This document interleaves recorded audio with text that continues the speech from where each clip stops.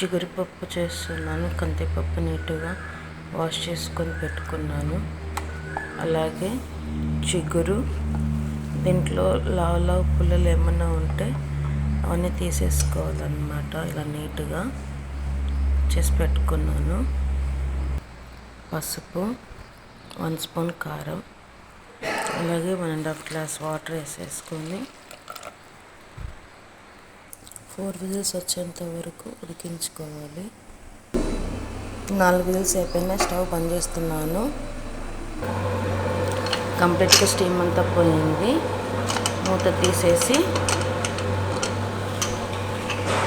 Salt వేసుకొని మెదుపుకుందాము. మీ రుచికి సరిపడే సాల్ట్ వేసుకొని మెదుపుకోవాలి. ఇప్పుడు పోపు కోసం 2 స్పూన్స్ ఆయిల్ పెట్టేసేసుకున్నాను. ఆయిల్ హీట్ ఎక్కింది. క్రష్ చేసుకున్న వెల్లుల్లి వేసేసుకున్నాను. వెల్లుల్లి వేగిపోయింది. ఇప్పుడు మిగతా పోపు దినుసులు కూడా వేసేసుకొని అవి కూడా బాగా ఫ్రై అవ్వాలి. పప్పు కూడా వేగిపోయింది. స్టవ్ బంద్ చేసి పప్పులోకి కలిపేసుకుందాము. ఓకే, చింత చిగురు పప్పు రెడీ అన్నమాట. ఈ వీడియో కనుక నచ్చట్లయితే లైక్ చేయండి, షేర్ చేయండి, కామెంట్ చేయండి, సబ్స్క్రైబ్ చేసుకోండి. Please do like, share and subscribe to Teju creations. Thanks for watching. Bye.